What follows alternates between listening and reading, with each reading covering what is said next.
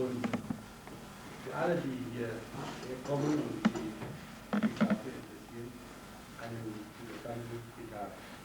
Wir hoffen, dass wir von Ihnen, Herr Philosoph, Sophie, was erfahren über Ihre neuen Techniken, die Sie uns von der Afrika vorstellen werden, mit Ihrem Herrn Professor Schleich.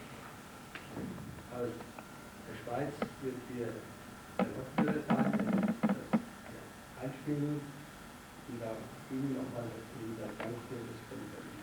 So thank you very much for coming, and this regard from Mr. Schmidt, who has invited us to get new information about new technology from Technosphere, Monsieur YORAM, and we brought with you three professors from Professor Derek Crew from Reading University from England, and Professor Hyland and Professor ACRAM.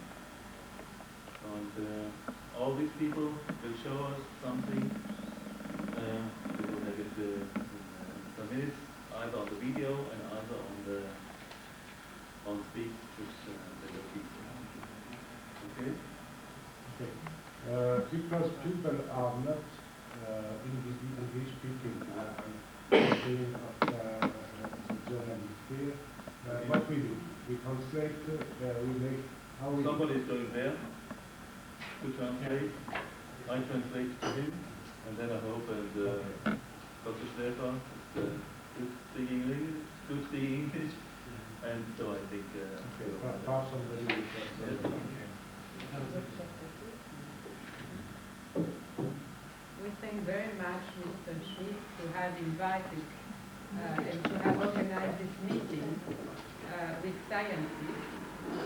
And Technolab will present the new technology that he is willing to involve himself in distributing in Germany. Mr. Robin.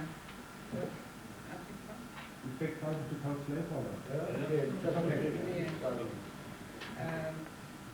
Maurice Robin is the Director of Research of the Center of Research Technolab. He will present you the technology. Professor Gerard Hyland will, from Warwick University, will present you the theoretical point of view of this new technology. Professor Derek Clemens from Reading University will present you the results of this new technology on humans. And as the moderator, we have the honor to have Professor ACRAM, Director of the Netherlands Institute for Radiation Technology, that will give the last results published in the scientific literature that show that there is harmful effects from exposure to cellular phones and the video screen too. He will present what he is in charge all over the world to assess and to decide. Thank you very much.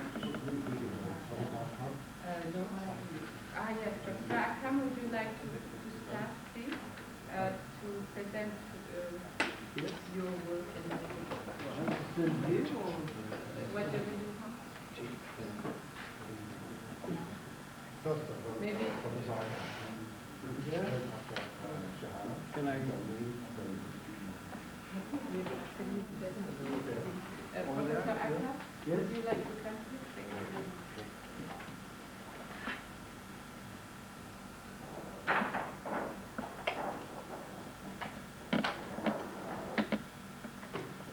Good afternoon, and thank you very much to Director Smith to invite us. My name is ACRAM, Director of the Netherlands Institute for Radiation Technology. I came to this meeting just knowing the last few days. I did not know exactly what is the program, but I understand I will explain about my specialization in my field. As Director of the Netherlands Institute for Radiation Technology, we are giving a training program, an education program about special field, about the non-ionizing radiation. And in this case, for this meeting, we are talking about the use of telephone cells and maybe the video display terminal. Of course, non-ionizing radiation has a very big spectrum. What I wanted to say about our last meeting, first about my activity. I'm member of the advisory committee group of the World Health Organization for especially for non-ionizing radiation field. And I know there is a problem that from scientific point of view, most of the physicists who are already here would know it. It is very difficult argument to tell whether using of telephone celluloid are dangerous or not. That is the question. That was the main question that it was arise all the time. Normally they say there is not evidence enough. So how many times do I have? Sorry. 10 minutes. Okay.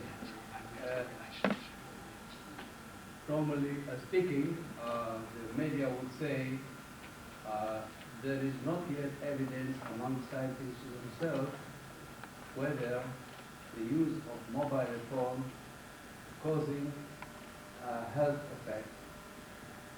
And when I had this interview in the Netherlands about March on the Netherlands news media, I was saying I have enough proof and I have a lot of paper already from 40 years ago. There is an effect, generally speaking, about exposure of electromagnetic radiation to the human being.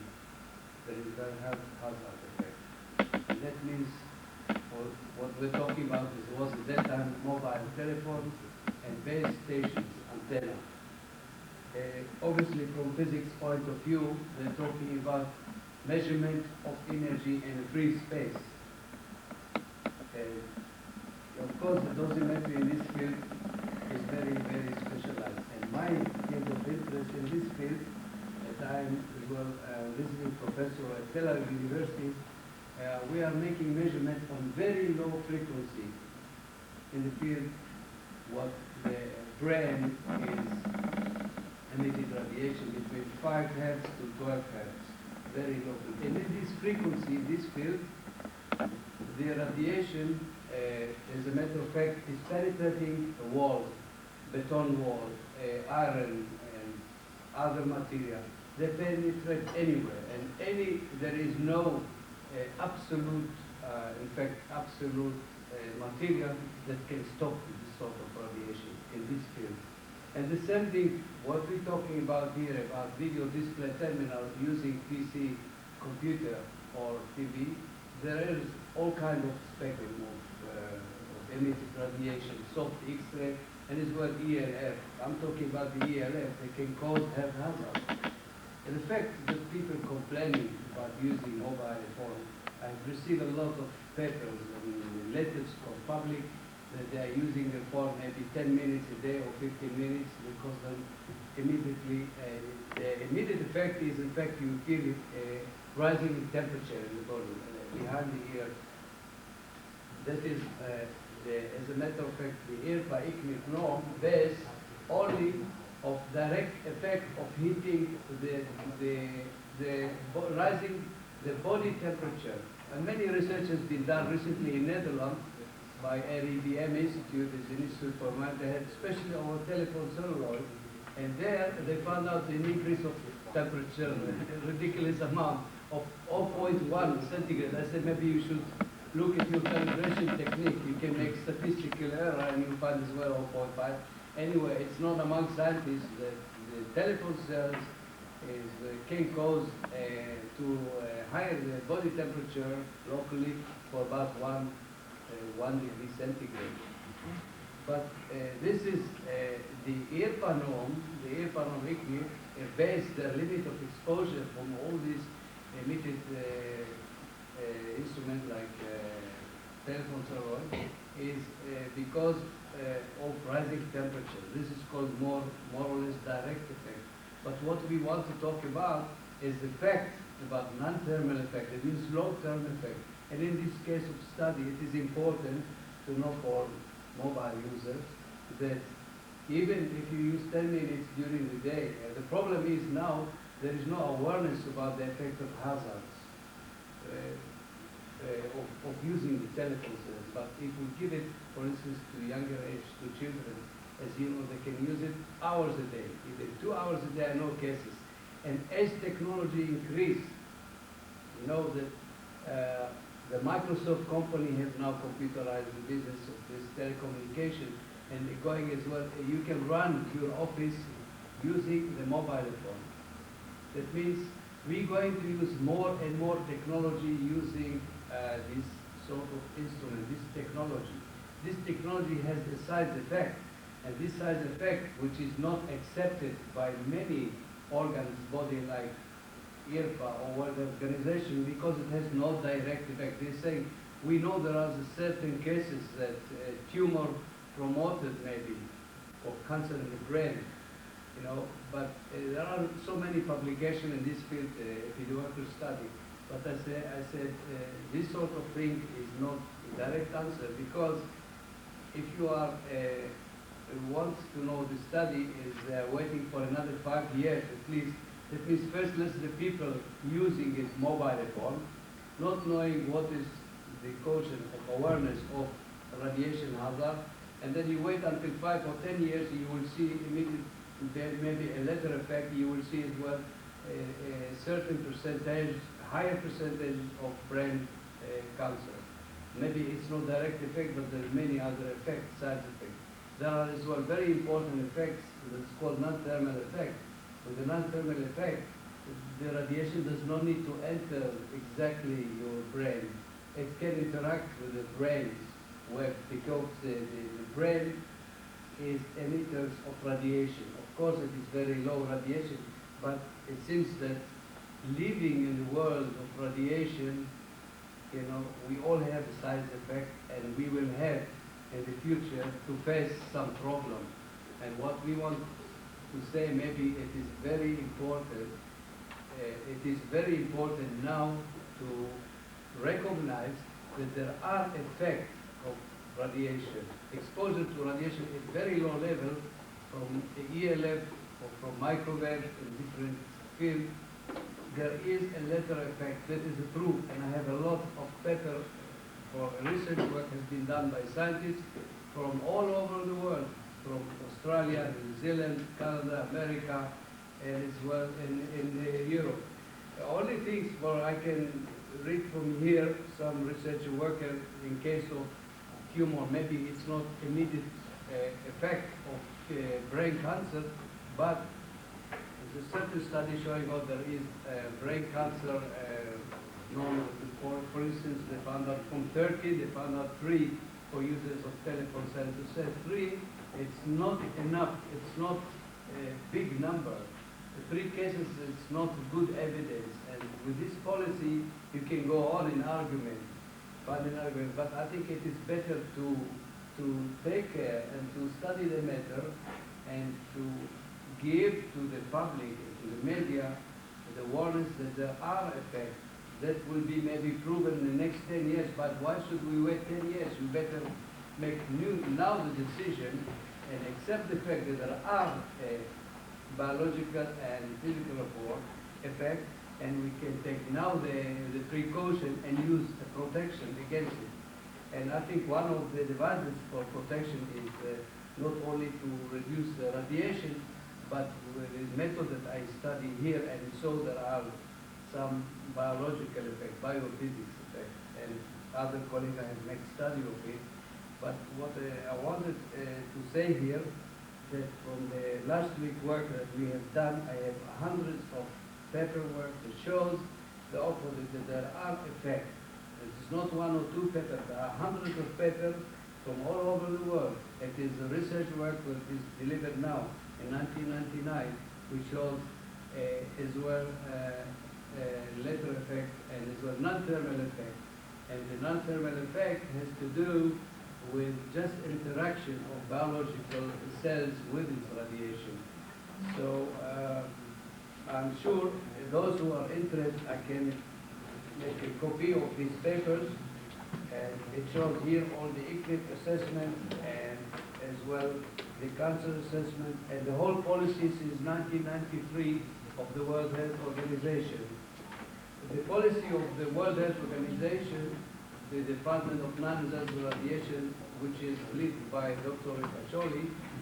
By the way, I'm in the advisory group of that group for non-hazardous radiation, but it's very difficult to argue this fact with the media and with a group of such experts, because the base, their ideal moment only on rising the temperature of the body. They admit there are some other side effects, but they said, well, we need some more money to do the research, epidemiological study for the next 5 years. But I would suggest, why should we wait 5 years? You better take now precaution, and then you'll be more on the safe side the next 10 years for the health of the young generation, especially the young generation, because they don't mind, they can use the telephone hours. I know that young people coming and going to enjoy themselves at the weekend, they need to talk to each other many times, and it's maybe average 2 hours a day.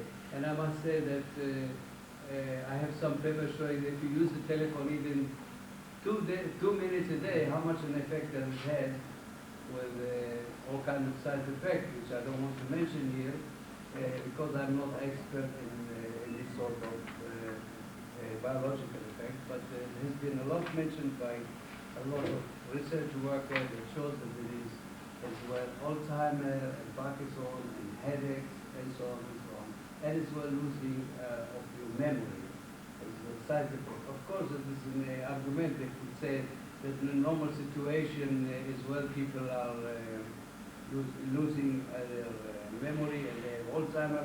But if you make a epidemiological study, and there are some facts about it, then you will see there is a link between exposure to radiation, which is emitted from the solar mobile telephones or working with PC computer, VDP, and this side effect. And I must say that if I saw lately the research work which colleague showed me that they use the protect material of the egg company, and I saw that there was an improvement of 37%, becoming better when they use this protector. And I think for industrialized people, 37%, it's, in terms of money, it's quite a big capital. It's better to really consider it and look forward to using it. Anyway, thank you very much. Thank you, Professor.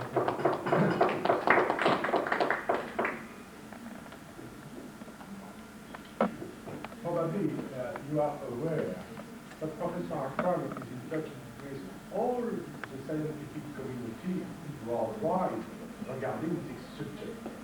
And if today, in the position that Professor ACRAM has on that, this expert is telling you there is a problem, it means that there is a problem. And thank you to be so clear. Okay.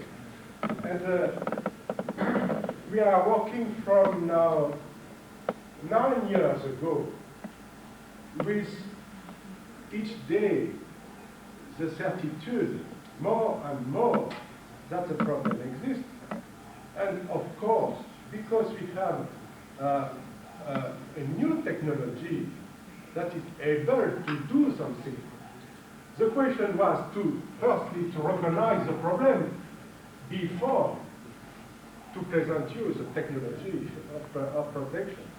And the technology of protection has been tested on the biological level by different professors in different universities, and I am the coordinator of all these works that have been made worldwide, in Japan, in England, in France, in Spain, and now in USA.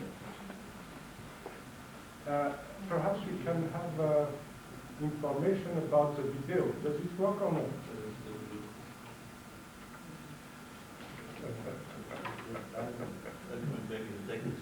Okay. We still have the other video, but which is less good, so... Okay.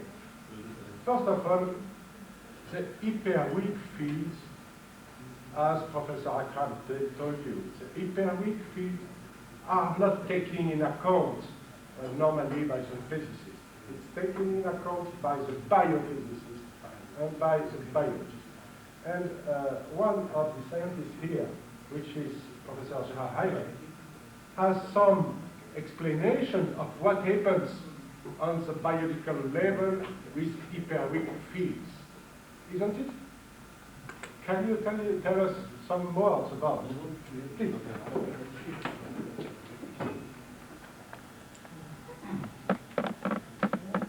Thank you everybody for the invitation.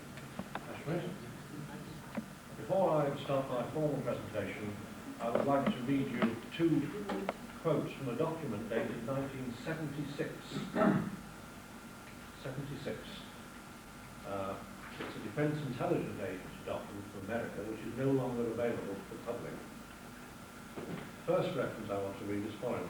If the more advanced nations of the West were strict in the enforcement of the stringent exposure conditions obtaining in Soviet and East European countries, there could be unfavorable effects on industrial output and military functions.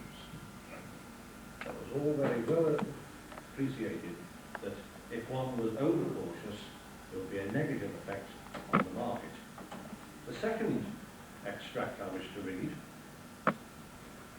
and this was about the effect of the type of radiation which is now used in mobile telephony, but at the time was used for other purposes by the Soviets.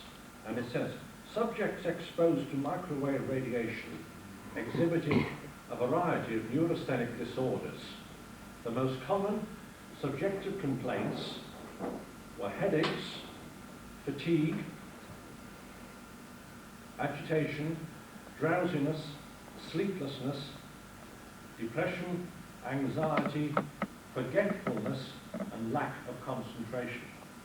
Now, exactly the same list of symptoms are now being presented both by people who use mobile phones and by people who live near the base stations that surface their network. So these are not new problems, and for the industry or other scientists to claim there is no evidence, that is a complete lie or a culpable ignorance of facts which have been around for a quarter of a century.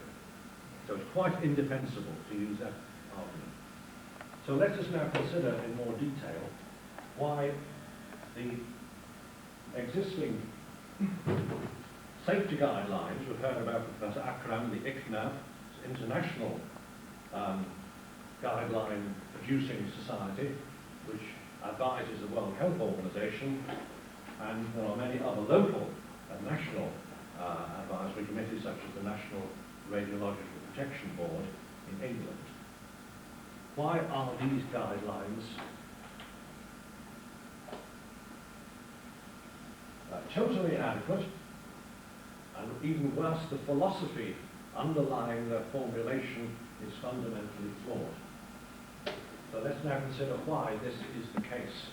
It is simply because the existing guidelines address only the heating ability of microwaves, with which we are all familiar in the context of domestic microwave ovens. Now, for those who aren't too clear about what we mean by intensity, if the microwave radiation was a visible light, this would be the brightness.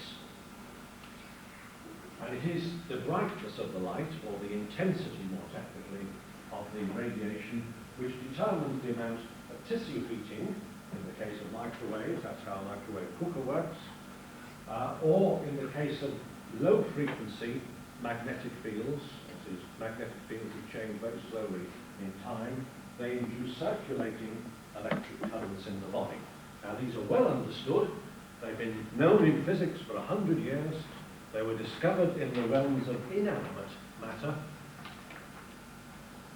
and they cause problems. So, if excessive, these thermal effects cause adverse health problems. This is well documented, so we have two pieces of information.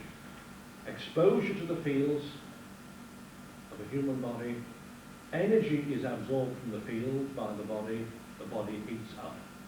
It happens that the body doesn't like to be heated up too much. There's a negative adverse health effect comes in.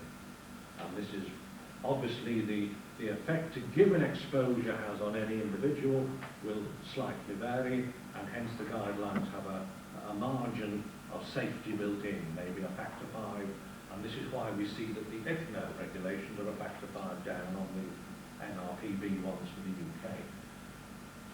So the NRPB guidelines, for example, this is the British ones, restrict intensity to 3 milliwatts, to less than 3 milliwatts per square centimetre. Now, there are certain varieties of mobile phone handsets which exceed even the thermal guidelines. There's a vast variation in the microwave output of different mobile phones by a factor of almost 20, depending on the brand. And also the same regulations limit the magnetic fields. Now these are of course necessary. We've had Professor ACRAM, common complaint, people feel that their ear or their head is starting to heat up. That's very obvious, especially if they are using one of the phones and has a bigger output. So these regulations are necessary, but quite inadequate. Now just to give you a flavour of the variation in national guidelines, you see that the UK is top of the league at 3,000 microwatts per square centimetre. The ICNA is a factor down, 7 down on this. There was a proposal before the EU, which got lost when all the commissioners were sacked, of 10, and I believe Italy in 1999 has now adopted 9.5 microwatts. So it's a very big factor of over 1,000 down on the UK. Now, why are these regulations inadequate? For a very simple reason, that living organisms, including ourselves, can respond to aspects of the radiation other than its intensity, which is what causes the heating. Now, again, to go back to a visible light analogy, we all know we're all subject to being heated up by the brightness of the light, but living systems are sensitive also to the colour, or more technically to the frequency. And there are very specific frequency sensitivities built into the human body. And this is because of two features. Firstly, the radiation emitted by these technological devices is very coherent. Now this is a term you will be familiar with from laser physics, and you all know that the laser light is very much purer in colour, very much more potent than the light from this lamp. And so this enables the organism to discern this rather weak radiation against all the thermal background noise radiation, incoherent radiation, which is always present. And the second thing works together with this, that our cells are the ultimate sensitive detectors. We are electromagnetic instruments of great and exquisite sensitivity, because we support a variety of highly organized, coherent electrical vibrations of certain kinds. And it is known that these underpin the biocontrol of the body at various levels, from the cellular to subcellular levels. We've only got to think of the electrical activity of the heart, of the brain, of nerve impulses.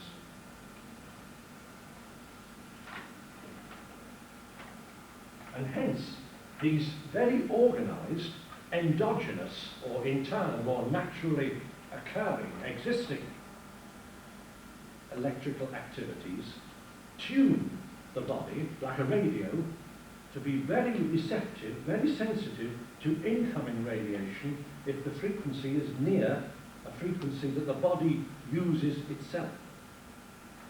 Now, the most important thing to understand is that electromagnetic fields are not alien to the human body, like a poison, like cyanide.